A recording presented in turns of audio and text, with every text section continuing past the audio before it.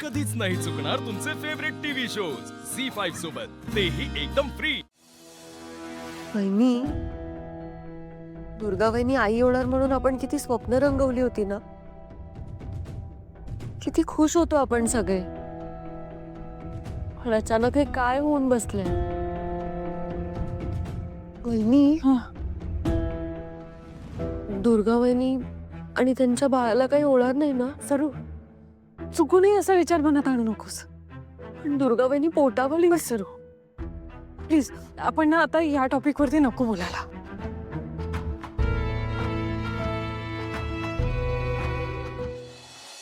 तुम्हाला टेन्शन आलं असेल नाही, ते समजू शकते मी.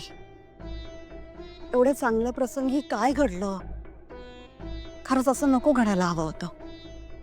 बिचारी ना, इतक्या वर्षांनी तिच्या आयुष्यात इतकं छान काहीतरी घडत होतं आणि बिचारी दुर्गा. बघा ना, मला तर इतकं वाईट वाटतं ना दुर्गा वहिनींसाठी. हो ना,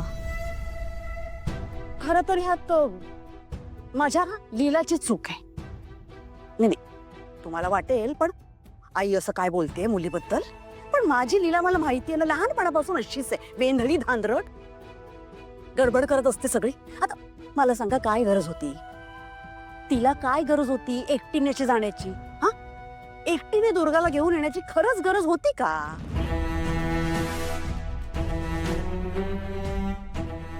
पण नाही, सगळीकडे आपलं पुढे पुढे स्वतःच घोडं दामटायचं. मग हे असं अर्थाचा अनर्थ होतो ना, बरोबर की नाही? पण आता आपल्या हातात तरी काय आहे? म्हणजे दुर्गासाठी आणि तिच्या बाळासाठी प्रार्थना करण्याशिवाय आपल्या हातात काय आहे, नाही का? देवाच्या कृपेने दोघे सुरक्षित असू देत म्हणजे झालं. मी आलेच. हा,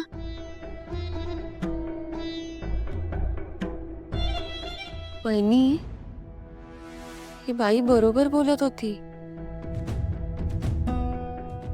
काय झालं? हॉस्पिटलमधून काही फोन आला होता का? नाही, ॲटलिस्ट लीला बाबांबरोबर गेली ते बरं झालं, तर बाबांना खूप टेन्शन आलं असतं. उलट लीला उगाच हॉस्पिटलमध्ये गेल्या. हे सगळं ना त्यांच्यामुळे घडलंय. मला तर पक्का डाऊट आहे. काय तू काय बोलतेस? तुला तरी कळतंय का? बरोबर तेच बोलतायत वहिनी. तुम्ही सगळ्यांनी बघितलं ना, दुर्गा वहिनींना आणायला लीलाईच गेल्या होत्या वर. सरू, हिला दुर्गा वहिनींना आणायला गेली होती, या छोट्याशा गोष्टीचं तुम्ही इतकं मोठं कन्फ्युजन काढलंय? खरंच? आता अरे, तुमच्या या बोलण्याला ना काही लॉजिक नाहीये. असं कसं लॉजिक नाहीये? दुर्गा वहिनी केक कटिंगच्या वेळेला खाली येणार होत्या हे ठरलं होतं ना. मग लीलाई त्यांना आधीच कशाला आणायला गेल्या? नाहीतर काय. आणि लीलाई किती धांदरट आहे हे सगळ्यांनाच माहिती आहे. त्यांच्याकडून घडूच शकतं हे. मला आठवतंय ना, दुर्गा वहिनी जेव्हा वरून पडल्या तेव्हा त्यांच्या मागच्याच पायरीवर लीलाई उभ्या होत्या. हो सरू, मला तर वाटतंय हे लीलाईच्या धांदरटपणामुळे नाही, लीलाईने मुद्दाम धक्का दिला ना म्हणून झालंय. बास लक्ष्मी, बास, इनफ. लीला का करेल असं? तू बघितलं नाहीस का ती दुर्गा वहिनीची किती काळजी घेत होतीस? विसरलीस तू? ते सगळं नाटक होतं एजे आणि आजींना दाखवण्यासाठी. दुर्गा वहिनी प्रेग्नेंट झाल्यापासून सगळे लाड होत आहेत ना त्यांचे, ते बघवलं नसेल त्यांना, म्हणून केलं असेल मुद्दाम त्यांनी. हे जर असं खरंच असेल ना, तर लीलांना माझा शाप लागेल. त्यांचं कधीच चांगलं नाही. सरू, नाही हा. सध्या परिस्थिती घरात खूप वाईट आहे. सरू, लक्ष्मी वहिनी, आय कॅन अंडरस्टँड तुम्हाला दुर्गा वहिनींची खूप काळजी आहे, पण तुमच्याकडे काहीही प्रूफ नसताना तुम्ही लीलावर असे बेसलेस आरोप करताय? सिरियसली? तुमच्या या अशा बेसलेस आरोपांमुळे घरात किती मोठा केओस होऊ शकतो कळतंय का तुम्हाला? त्यामुळे जरा विचार करून बोला. तुम्हाला जरी सिच्युएशन सुधारता नसेल येत ना, तर काही बोलून ऍटलिस्ट ते बिघडवू तरी नका.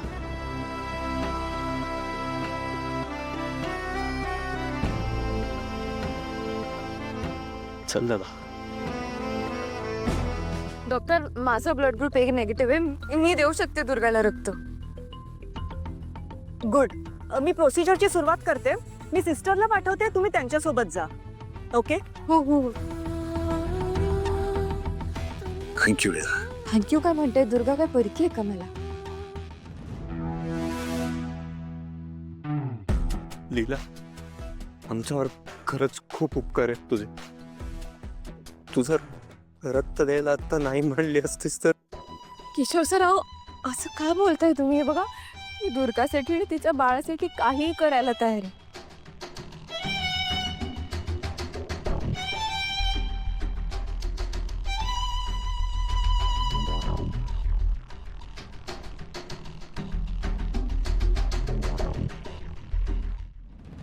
लीला, तू तुझ्या शरीरातल्या रक्ताचा शेवटचा थेंब जरी दिलास ना तरी सुद्धा मी रचलेल्या सापळ्यातून तुझी सुटका होणार नाही. नको काळजी करू, सगळं ठीक होईल. विश्वास ठेवा.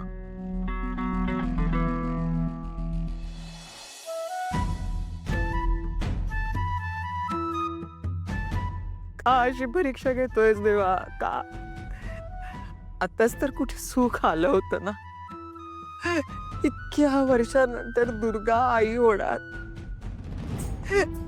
आता कुठे पोरीच्या चेहऱ्यावर हसू आलं होतं आणि अचानक तिच्या चेहऱ्यावरचं हसू गायब करू नको देवा.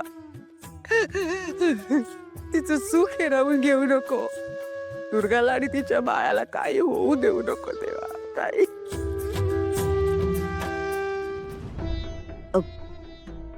सरोजिनी ताई,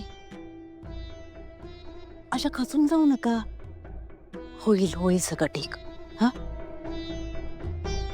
तुमचा बाप्पावर विश्वास आहे की नाही? तो नक्की यातून काहीतरी मार्ग काढत. काढावंच लागेल त्याला. तो असं निष्ठुर कधीच वागणार नाही. त्याला काढावंच लागेल मार्ग.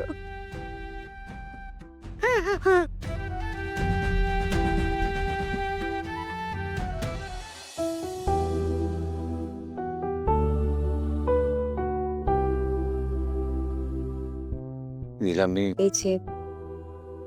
मला माहितीये तुम्हाला काय म्हणायचंय.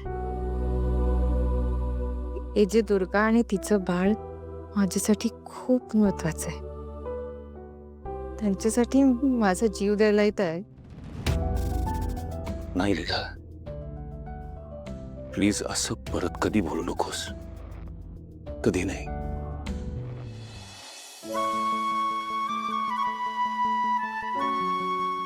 मला माझं प्रेम परत नाही गमवायचं तुला. मला माझ्यासाठी तुम्ही सगळे, तू, घरातले सगळे मेंबर्स इम्पॉर्टंट आहेत. खूप इम्पॉर्टंट आहेत. परत असं कधी बोलू नकोस.